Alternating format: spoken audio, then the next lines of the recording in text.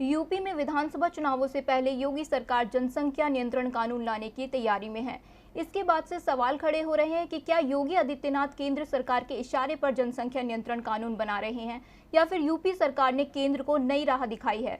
वैसे तो योगी सरकार के प्रस्तावित कानून पर कई सवाल उठ रहे हैं। विश्व हिंदू परिषद भी इस कानून के मसौदे से नाराज दिखाई दे रहा है, लेकिन अब संसद में भी इसी तरह का कानून पेश किए जाने की तैयारी हो गई है।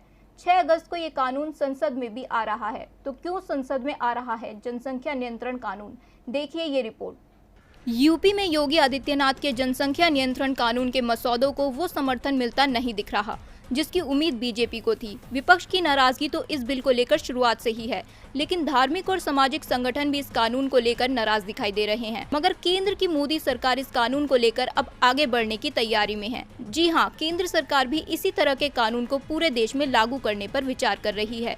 लेकिन पहले ही कई मोर्चे पर फंसी केंद्र सरकार जन विरोध का एक और मोर्चा नहीं खोलना चाहती, इसलिए केंद्र सरकार सीधे सीधे इसे सदन में पेश नहीं करेगी, बल्कि चर्चा के लिए इसे प्राइवेट मेंबर बिल के तौर पर पेश किया जाएगा। बीजेपी की योजना अपने राज्यसभा सांसदों के जरिए इस बिल को प्राइवेट मेंबर बिल की तरह राज्यसभा में पेश करके चर्चा कराने की है। बीजेपी सांसद राकेश सिन्हा पहले ही जनसंख्या नियंत्रण को लेकर प्राइवेट मेंबर बिल पेश कर चुके हैं। सुब्रमण्यम स्वामी भी इस मुद्दे पर प्राइवेट बिल पेश कर चुके हैं और अब कहा जा रहा है कि 6 अगस्त को इस प्राइवेट बिल पर राज्यसभा में चर्चा कराई जाएगी, जिसमें बीजेपी के सभी सांसद उपस्थित रहेंगे। पार्टी इसके लिए व्हिप भी जारी कर सकती है। बीजेपी सांसद हरनाथ सिंह यादव का कहना है कि जनसंख्या नियंत्रण कानून में ऐसे प्रावधान रखे जाएं जिससे कि लोगों को 2 बच्चों से अधिक होने पर सरकारी योजनाओं का लाभ मिलने से रोका जाए, चुनाव लड़ने से रोक लगाई जाए और अगर नहीं मानते हैं तो कानूनी प्रावधान के तहत कार्रवाई की जाए।